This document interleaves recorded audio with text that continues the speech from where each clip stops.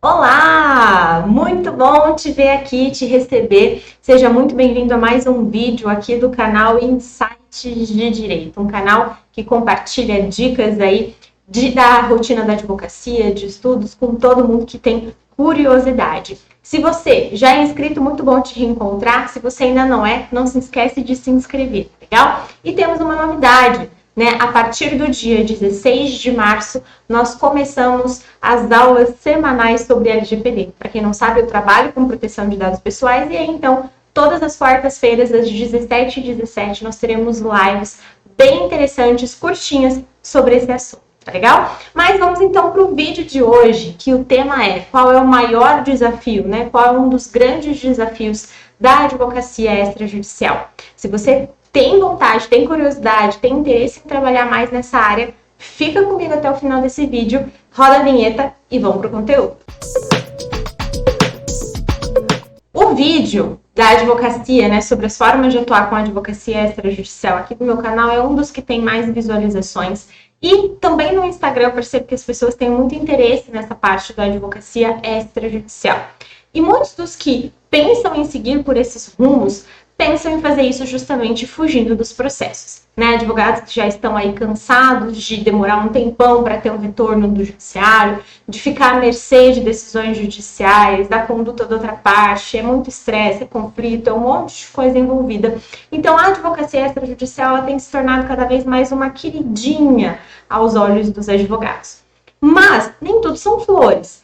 E existe sim um grande desafio para quem quer advogar no extrajudicial. E esse desafio começa com um aspecto muito simples e que todo advogado conhece. A cultura que nós temos aqui no nosso país relacionada ao direito.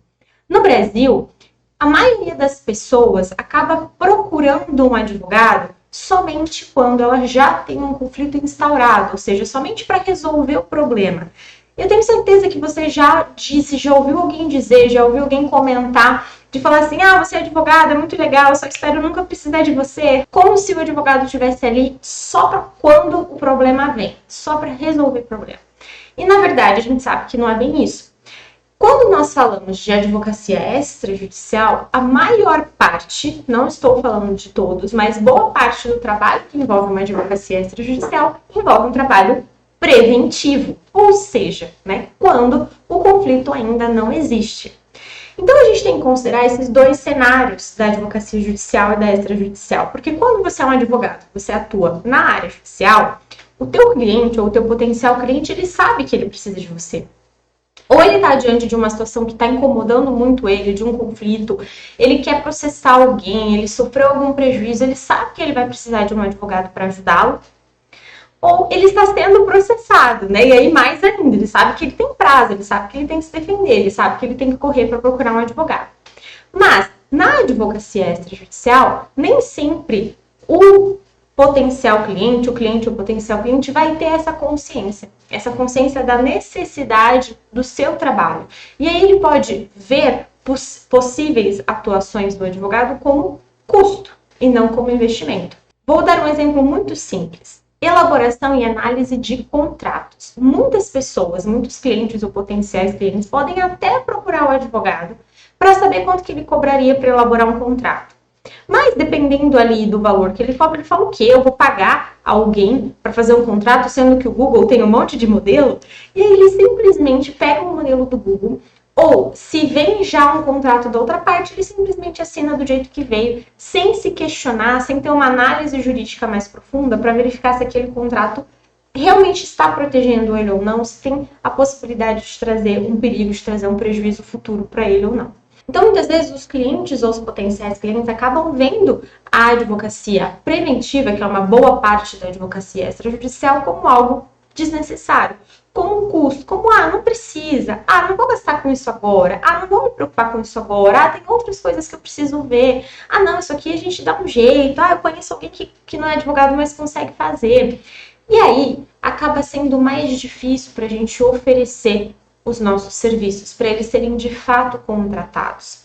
Por isso, na minha opinião, o maior desafio de trabalhar com a advocacia extrajudicial preventiva, principalmente, é criar a demanda. Você, advogado, é que precisa criar a demanda. Você, advogado, é que precisa mostrar para o teu cliente que ele precisa do teu trabalho, que o teu trabalho tem valor, que isso é importante. Que uma forma muito interessante de criar essa demanda é ativando no seu cliente ou no seu potencial cliente um dos dois ou dois gatilhos que são aí um dos mais famosos, um dos mais utilizados na advocacia preventiva, que é o gatilho do medo e o gatilho da ganância. No gatilho do medo é você mostrar para o teu cliente os riscos dele não te contratar. O que pode acontecer com essa empresa se ela não se adequar à LGPD? O que pode acontecer com essa negociação imobiliária se ele não contratar os seus serviços para fazer uma análise de risco? Então, mostrar os riscos, falar sobre os prejuízos que ele pode ter, sobre os problemas que ele pode enfrentar, sobre o rolo que pode dar se ele não tiver a tua orientação. E o gatilho da ganância é mostrar para ele que ele pode ganhar dinheiro ou ele pode gastar menos contratando os seus serviços, ou seja, que o seu serviço, na verdade, ele é um investimento. Isso é muito comum, por exemplo, numa análise tributária, né? Os tributaristas muitas vezes fazem essa consultoria para verificar se a empresa está pagando mais tributos ou não. E ajustar isso para que a empresa pague só o certinho, só aquilo que realmente é devido, porque às vezes o empresário está pagando a mais. Esse é o gatilho da ganância, é mostrar, olha, você vai pagar tanto pelos meus serviços, mas você vai diminuir tanto em tributos neste determinado período.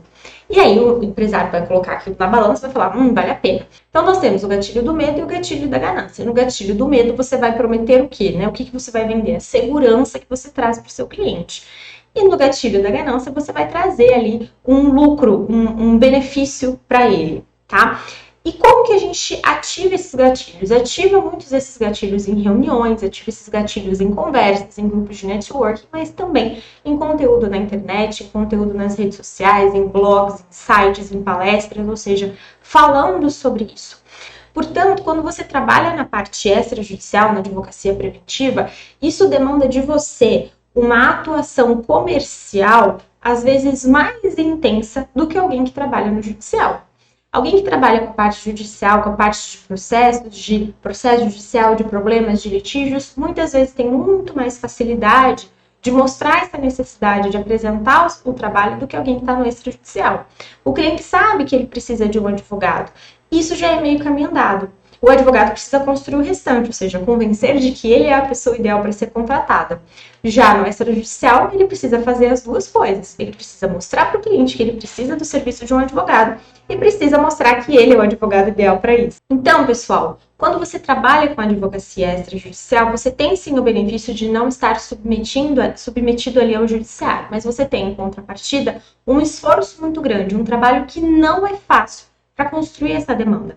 Além dele não ser fácil, além dele exigir muito esforço, muito estudo também da tua parte, também vai exigir muita paciência, porque não vão ser poucos os casos e as situações em que você vai falar de um determinado serviço e o seu cliente, o seu potencial cliente vai fazer pouco caso, vai falar que não precisa disso, vai falar que isso é bobagem, vai falar que é desnecessário, em alguns casos até desmerecer aquilo que você está propondo, mas vamos lá, gente, respira fundo e continua, porque é assim, é a gente fazendo isso, é a gente construindo essa demanda, que a gente vai aos poucos mudando a cultura de todas as pessoas no Brasil, mudando a cultura para uma cultura que se preocupa mais em prevenir, né? Mostrando para as pessoas que ir para o judiciário não é a melhor alternativa, então quanto mais puder evitar isso, né? Quanto mais se puder evitar ir para um processo judicial, ter um litígio, melhor.